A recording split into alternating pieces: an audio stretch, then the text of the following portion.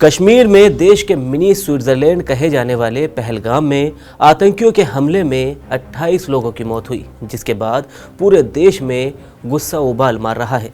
लोगों की नाराजगी पाकिस्तान में पल रहे आतंकवाद को लेकर है और लोगों का कहना है कि सरकार को इस बार पाकिस्तान को सख्त संदेश देना चाहिए।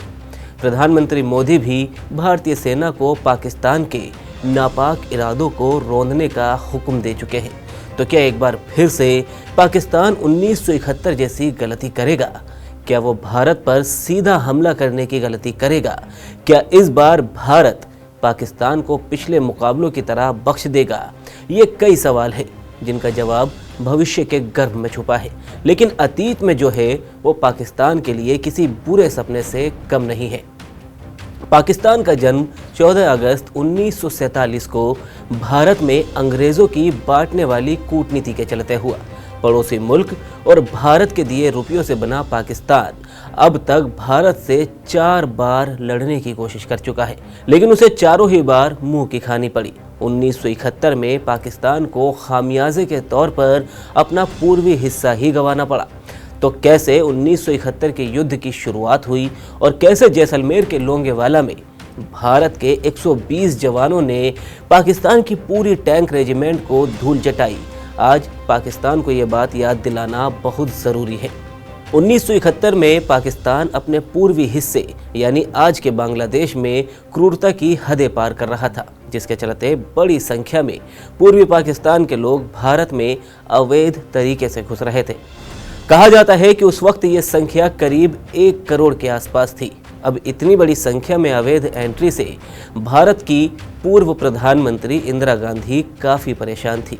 भारत के सामने मजबूरी थी कि वो सीधे पाकिस्तान पर हमला करे, लेकिन इससे पहले कि भारत कुछ प्लान करता, पाकिस्तान ने भारत के कई सैन्य ठिकानों पर एयर स्ट्राइक कर दी। बस फिर क्या था, भारतीय सेना को जवाब देने का मौका मिल गया और अगले 13 दिनों में पाकिस्तान की 93,000 की सेना घुटनों पर आ गई और इस तरह जन्म हुआ बांग्लादेश का। इन 13 दिनों के बीच में एक लड़ाई जैसलमेर के लोंगेवाला में भी लड़ी गई। तारीख थी 7 दिसंबर 1971 और जगह थी जैसलमेर का लोंगेवाला पोस्ट। भारत पाकिस्तान की लड़ाई के बीच इस पोस्ट पर पंजाब रेजिमेंट के 120 जवानों की तैनाती थी, क्योंकि माना जा रहा था कि पाकिस्तान यहाँ पर हमला नहीं करेगा। लेकिन इसकी भनक जब पाकिस्तान को लगी तो उसने इस पोस्ट से जैसलमेर में घुसने और दिल्ली तक हमला करने का प्लान बना लिया। तो शायद उसे इस बात का अंदाज़ा नहीं था कि वो 120 जवान नहीं बल्कि भारतीय सेना के वो काल हैं जो दुश्मनों का भक्षण करने के लिए ही बैठे थे। पाकिस्तान ने रात को पोस्ट पर पूरी टैंक रेजिमेंट के साथ चढ़ाई कर दी।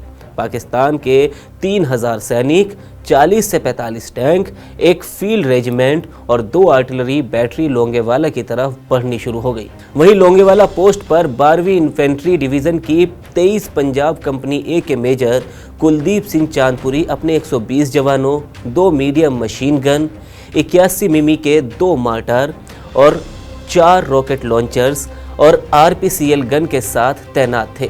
उस वक्त भारत के पास एयरफोर्स में इतने हाईटेक लड़ाकू विमान नहीं थे जो रात में हमला कर सके, लिहाजा 120 जवानों ने पाकिस्तान की पूरी टैंक रेजिमेंट के सामने मोर्चा संभालने की ठान ली।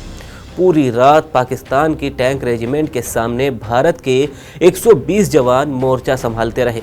इस दौरान सबसे दिलचस्प वाकया ये हुआ, जहां युद्ध हो रहा था वहां से कुछ ही दूरी पर तनोट माता का मंदिर था। पाकिस्तान की ओर से हो रही बमबारी के दौरान सैकड़ों की संख्या में बम गिराए गए, लेकिन मंदिर परिसर में गिरा एक भी बम नहीं फटा। इसको देखकर भारतीय जवानों के हौसले और ज़्यादा बुलंद हो गए। सुबह होते ही भारतीय वायुसेना अपने 120 जवानों की मदद के लिए पहुंच गई और चंद ही मिनटों में पाकिस्तान की सेना तितर बितर होकर भागती खड़ी हुई। और इसका अंदाज़ा आप इसी बात से लगा सकते हैं कि लड़ाई में भारत की ओर से जहां 2 जवानों की शहादत हुई तो वहीं पाकिस्तान के 200 जवान मारे गए। 36 टैंकों के साथ ही सैकड़ों की संख्या में बख्तरबंद गाड़ियां नष्ट कर दी गई। इस युद्ध के ख़त्म होने के कुछ दिन बाद British chief of imperial general staff field marshal RM. करवल लोंगेवाला पहुंचे थे वो मेजर कुलदीप सिंह चांदपुरी से मिलकर उनसे इस युद्ध की बारीकियों को सीख रहे थे। फिलहाल मौजूदा वक्त में भारतीय सेना कितनी ताकतवर है, इसका आकलन सूर्य को दिया दिखाने जैसा होगा। वहीं पाकिस्तानी सेना हो या फिर उसके देश के हालात, सब जग जाहिर है। आपका इस वीडियो पर क्या कहना है? आप भी अपनी राय हमें कमेंट बॉक्स में ज़रूर बताएं। वीडियो को लाइक करें, शेयर करें और राजस्थान से जुड़ी हर खबर के लिए TV9 राजस्थान को सब्सक्राइब करें।